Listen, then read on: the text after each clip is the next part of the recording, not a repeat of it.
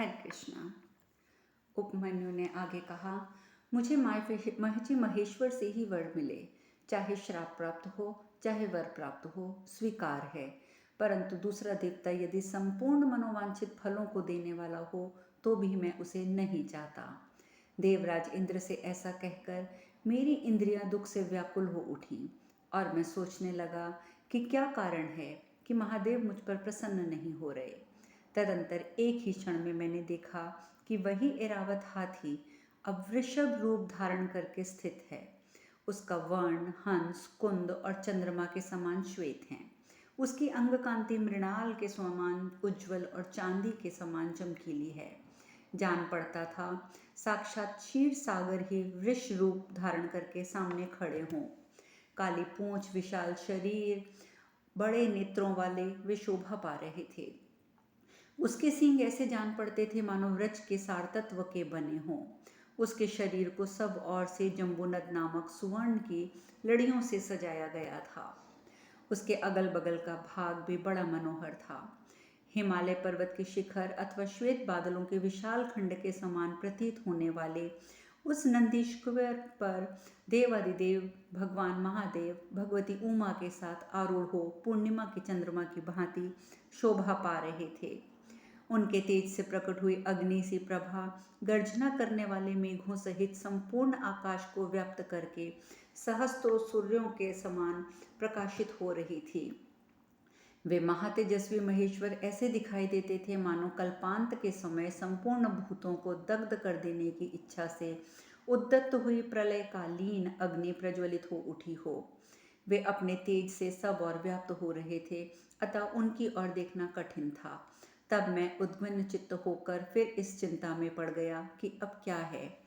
इतने में ही एक मुहूर्त बीतते बीतते वह तेज संपूर्ण दिशाओं में फैलकर देवादिदेव महादेव जी की माया से सब और शांत हो गया।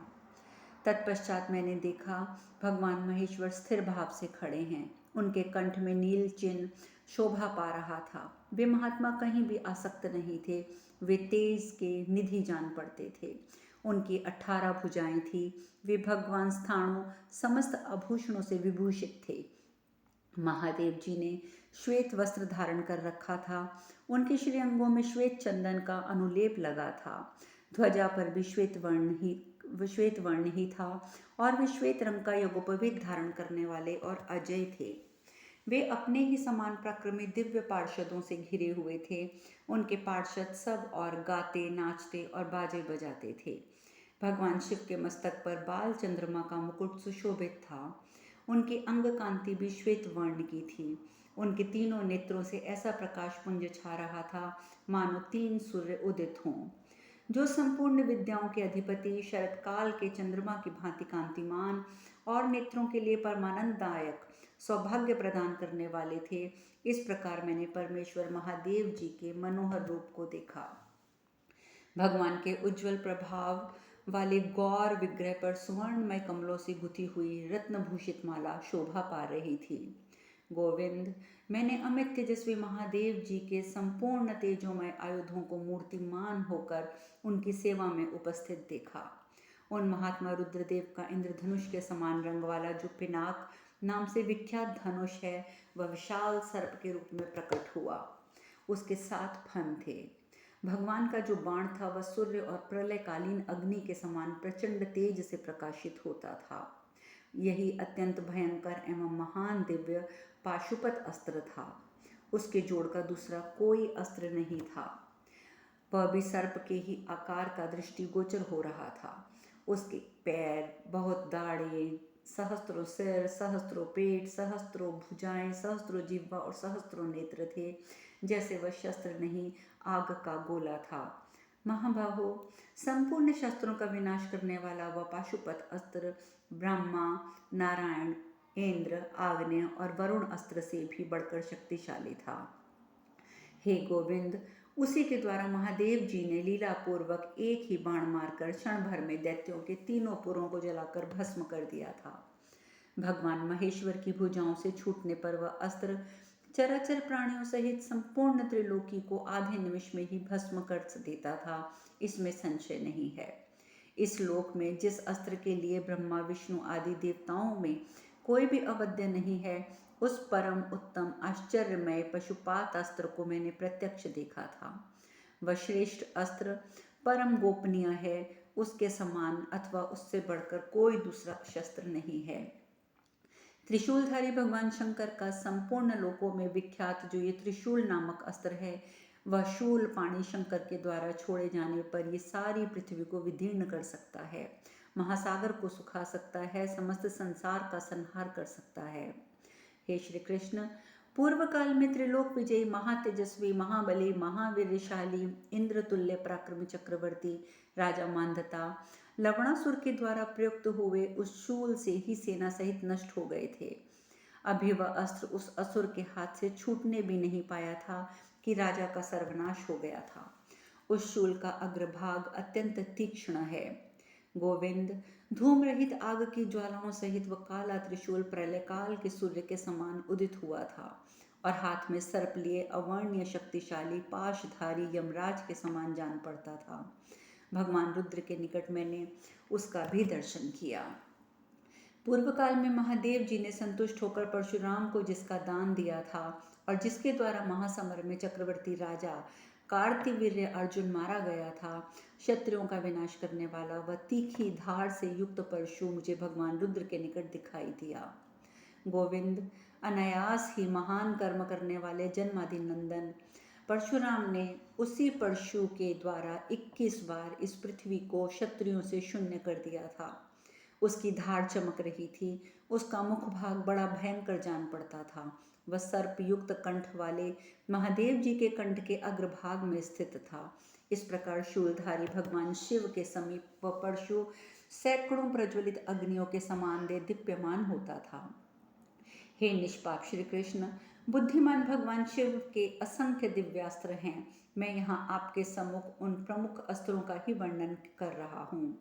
उस समय महादेव जी के दाहिने भाग में लोक पितामह ब्रह्मा मन के समान वेगशाली हंस युक्त दिव्य विमान पर बैठे हुए शोभा पा रहे थे और बाएं भाग में चंग शंख चक्र गदा धारण किए भगवान नारायण गरुड़ पर विराजमान थे। कुमार स्कंद मोर पर चढ़कर हाथ में शक्ति और घंटा लिए पार्वती देवी के पास खड़े थे। वे दूसरे अग्नि के समान प्रकाशित हो रहे थे। महादेव जी की आगे मैंने नंदी को उपस्थित देखा, जो शूल उठाए दूसरे शंकर के समान खड़े थे। स्वयंभुव आदि मनु भृगु आदि ऋषि तथा इंद्र आदि देवता वे सभी यहाँ पधारे थे। समस्त भूतगण और नाना प्रकार की मातृकाएं उपस्थित थीं। वे सब देवता महात्मा महादेव को चारों ओर से घेरकर नाना प्रकार के स्तोत्रों द्वारा उनकी स्तुति कर रहे थे। ब्रह्मा जी ने रंथर नामक साम का उच्चारण करके उस समय भगवान शंकर की स्तुति की।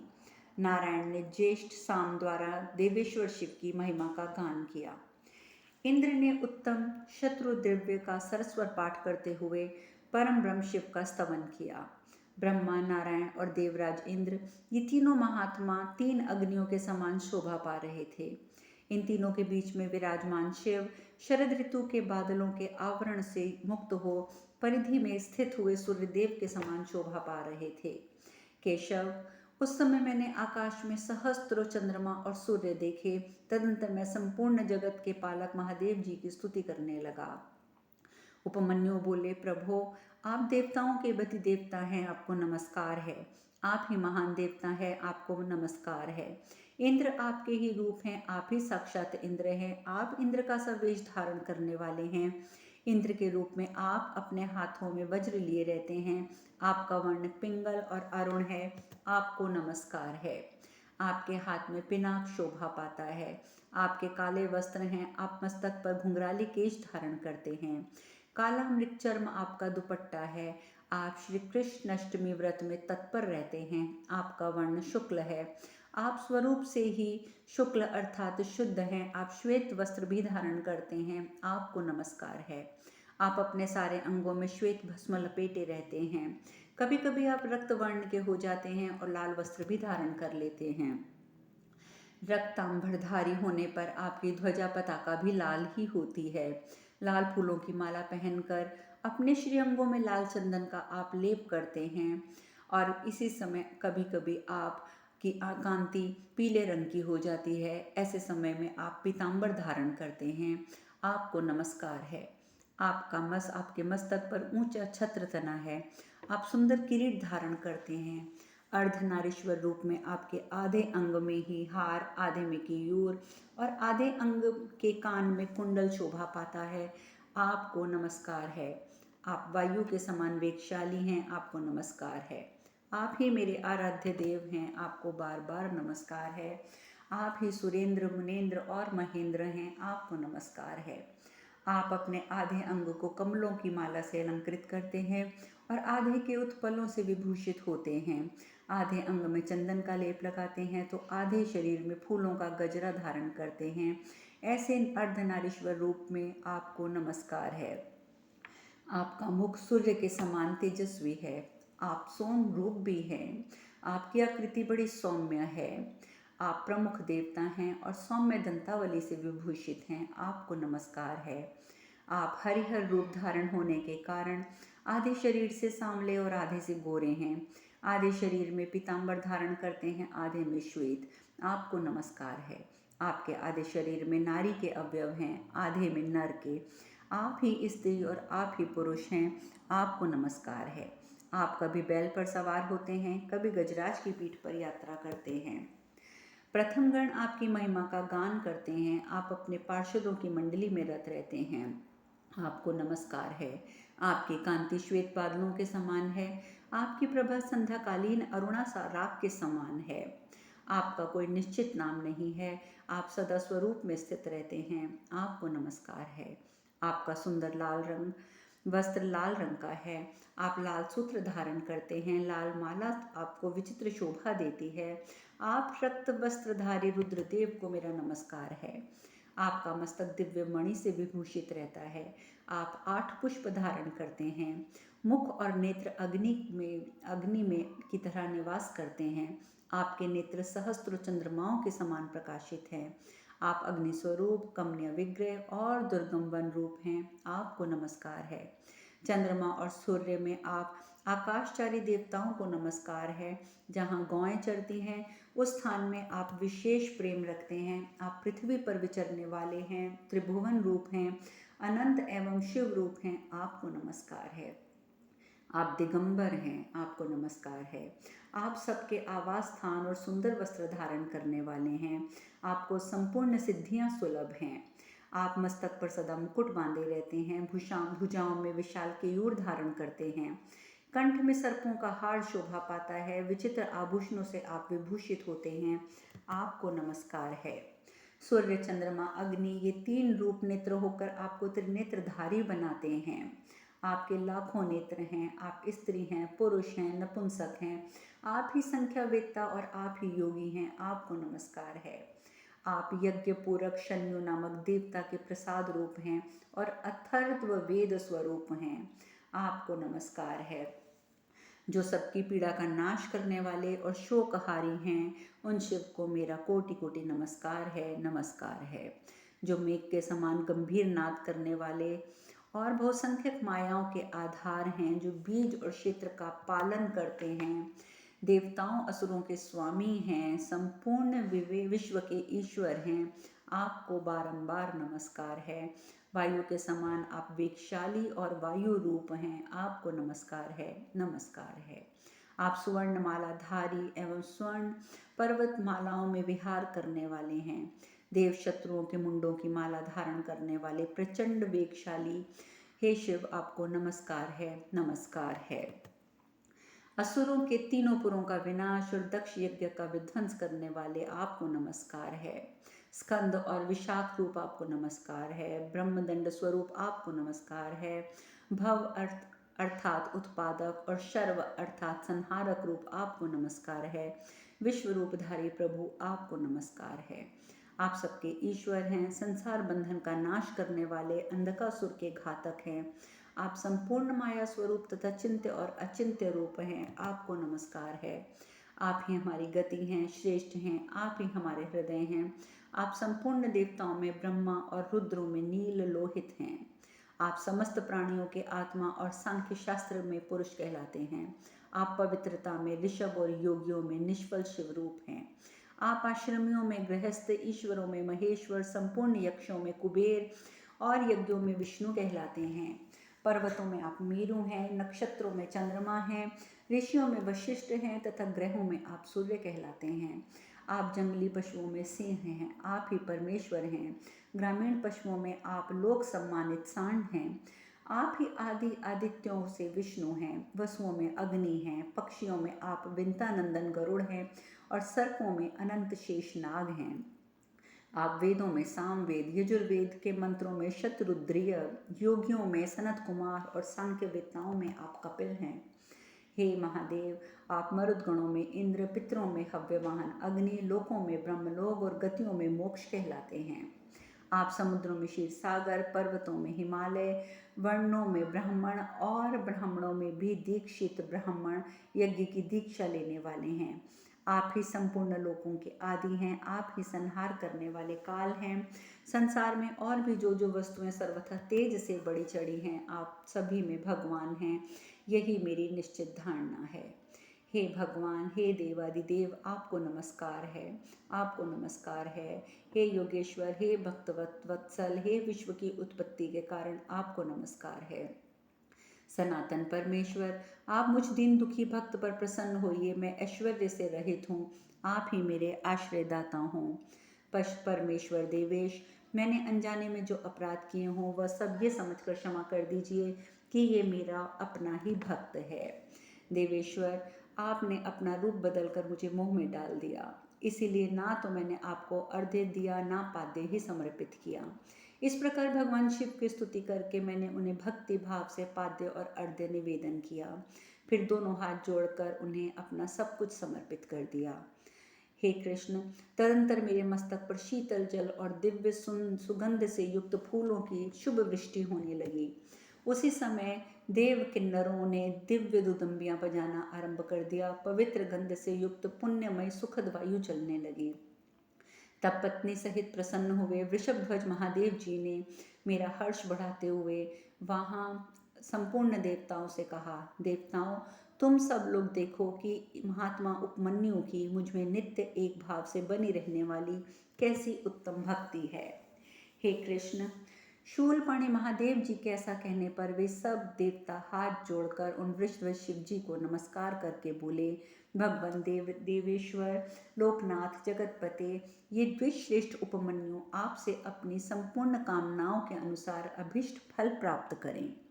ब्रह्मा आदि संपूर्ण देवताओं के ऐसा कहने पर सबके ईश्वर और कल्याणकारी भगवान शिव ने मुझसे हंसते हुए कहा। भगवान शिव बोले, वत्स उपमन्यु, मैं तुम पर बहुत संतुष्ट हूँ। तुम मेरी ओर देखो, मुझ में तुम्हारी सुदृढ़ भक्ति है। मैंने तुम्हारी परीक्षा ली है। तुम्हारी इस भक्ति ने मुझे अत्यंत प्रसन्नता प्रदान करी है। तुम्हें आज तुम्हारी सभी मनोवांछित कामनाएं पूर्ण करने का अवसर मैं देता हूँ। परम बुद्धिमान महादेव जी के इस प्रकार कहने पर मेरे नेत्रों से हर्ष के आंसू बहने लगे। मेरे सारे शरीर में रोमांच हो आया। तब मैंने धरती पर घुटने टेक कर भगवान को बारंबार प्रणाम किया। हर्ष गदगद वाणी द्वारा महादेव जी ने मैंने इस प्रकार कहा। मैंने कहा, देव, आज ही मैंने वास्तव में जन्म ग्रहण किया है। आज मेरा जन्म सफल हो गया, क्योंकि इस समय मेरे सामने देवताओं और असुरों के गुरु आप साक्षात महादेव खड़े हैं। जिन अमित पराक्रमी महादेव जी को देवता भी सुगमता पूर्वक देख नहीं पाते, उन्हीं का मुझे आज प्रत्यक्ष दर्शन हुआ है। मुझसे बढ़कर धन्यवाद का भागी दूसरा कौन हो सकता है। अजन्मा, अविनाशी, ज्ञानमय, सर्वश्रेष्ठ रूप से विख्यात जो सनातन परम तत्व है, उसका ज्ञानी पुरुष किसी रूप में ध्यान करते हैं, जैसा कि मैं आज प्रत्यक्ष देख रहा हूँ। इन्हीं जगदीश्वर ने अपने दाहिने अंग में लोक सृष्टा ब्रह्मा को और बाएं अंग से जगत की रक्षा के लिए विष्णु को उत्पन्न किया है। प्रलय काल प्राप्त होने पर इन्हीं भगवान शिव ने रुद्र की रचना की थी। वे ही रुद्र संपूर्ण चराचर जगत का संहार करते हैं। ये ही देव महादेव चराचर जगत की सृष्टि करके कल्पांत में सबकी स्मृति शक्ति को मिटाकर स्वयं में स्थित करते हैं। ये सर्वत्र गमन करने वाले संपूर्ण प्राणियों के आत्मा और समस्त भूतों के जन्म और वृद्धि के हेतु हैं। ये सर्वव्यापी परमेश्वर सदा संपूर्ण देवताओं से अदृश्य रहते हैं। प्रभु, यदि आप मुझ पर संतुष्ट हैं और मुझे वर देना चाहते हैं तो हे देव, हे सुरेश्वर, मेरी सदा आप में भक्ति बनी रहे। आपकी कृपा से मैं भूत, वर्तमान और भविष्य को जान सकूं, ऐसा मेरा निश्चय है। मैं अपने बंधु बांधवों सहित अक्षय दूध भात का भोजन प्राप्त करूं। हमारे इस आश्रम में सदा आपका निकट निवास रहे। ऐसा कहने पर लोक पूजित चराचर गुरु महातेजस्वी महेश्वर भगवान शिव मुझसे इस प्रकार बोले। अब शेष कथा कल। हरे कृष्णा।